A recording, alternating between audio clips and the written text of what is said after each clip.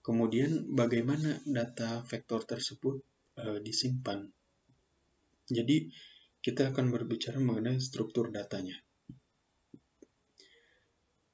Kita tahu bagaimana objek atau fenomena geografis tersebut kita transfer, alihkan ke dalam data di komputer, yaitu melalui sebuah model entitas vektor tadi ya.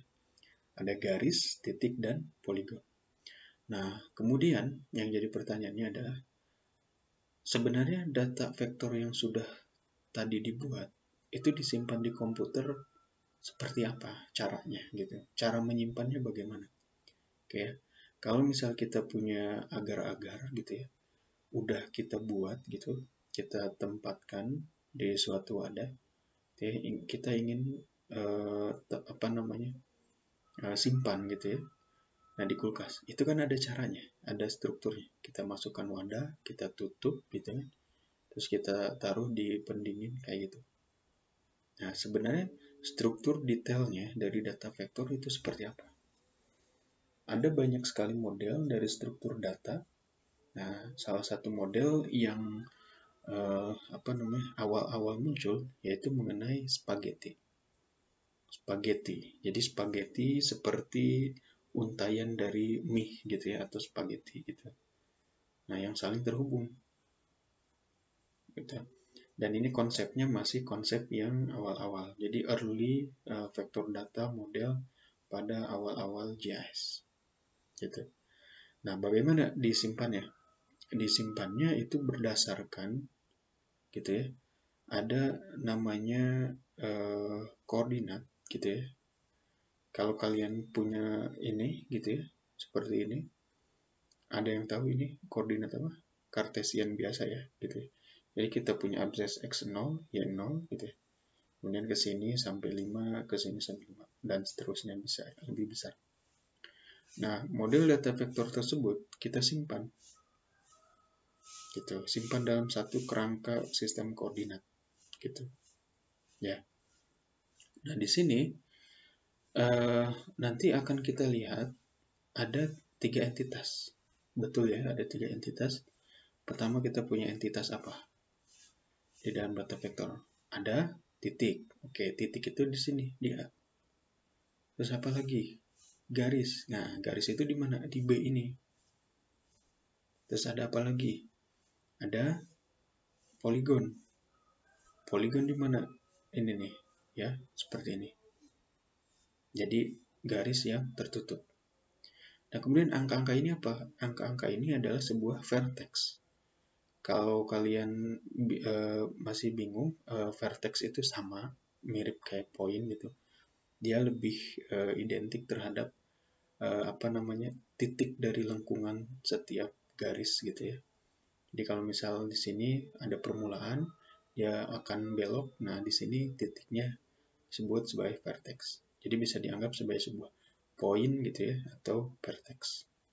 Oke ya, jadi nanti di A ini kita akan memiliki satu poin gitu ya. Nah, kemudian koordinatnya berapa? Kalian tentu bisa ya cara membaca koordinat A ini. Tuh, bahwa kita punya X-nya 2, kemudian Y-nya berapa nih di sini? Nah, 5 kurang dikit berapa sih? 4,7. Kayak gitu. Oke ya, itu untuk poin. Gampang nggak? Gampang, gitu ya. Jadi poin hanya terdiri dari satu koordinat, yaitu berapa? X-nya 2, gitu ya. Kemudian Y-nya 4,7. Nah, kemudian kalau garis gimana? Nah, di sini itu adalah garis B. 4 ini artinya apa? Ada 1 titik, 2, 3, dan 4. Jadi ada 4 vertex, 4 titik. Gitu. Ya. Nah, sekarang yang satu, koordinatnya berapa? Kita lihat, dia di X berapa nih? 1 kan? Betul ya, ini ya. Kemudian Y-nya di 5 lebih dikit, berapa? 5,6. 2-nya berapa? 2-nya di 1, gitu ya. Terus di 4 kurang dikit, berapa? 3,5. Kemudian 3-nya berapa? 3-nya ada di 1 lebih dikit. Nah, berapa 1,6? Ininya 3. kayak gitu. Dan seterusnya.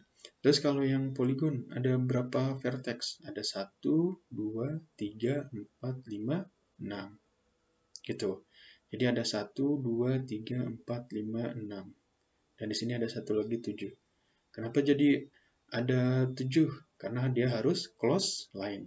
Jadi ide dari poligon itu adalah kumpulan garis yang saling tertutup. Artinya titik awal dia dengan titik akhir sama gitu. Oke, jadi di sini titik awalnya adalah koordinatnya 3 gitu ya. Terus ini adalah 0 lebih dikit, yaitu 0,4. Yang 7, dia jatuh di 2 lebih dikit, yaitu 2,2 ya, di sini ya. Gitu, kemudian ada di Y-nya 2. Oke ya. Kemudian yang 8, 9, 10. Nah, 10 berapa? Coba kalian tebak. Ada di 5 lebih dikit, yaitu 5,6.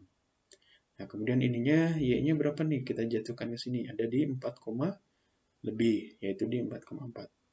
Sampai di akhir lagi balik ke sini. Jadi nilai koordinat titik akhirnya dengan titik awalnya yaitu sama. Kayak gitu ya. Jadi di dalam data struktur data spaghetti gitu ya, dia menyimpan titik, garis, dan poligon dalam suatu kerangka koordinat gitu ya. Dalam hal ini kerangka koordinat Kartesian gitu ya, cara menyimpannya. Nah, tentu nanti ketika kita berbicara di dalam data vektor itu ini lagi ya, ada proyeksi gitu ke sistem proyeksi tertentu.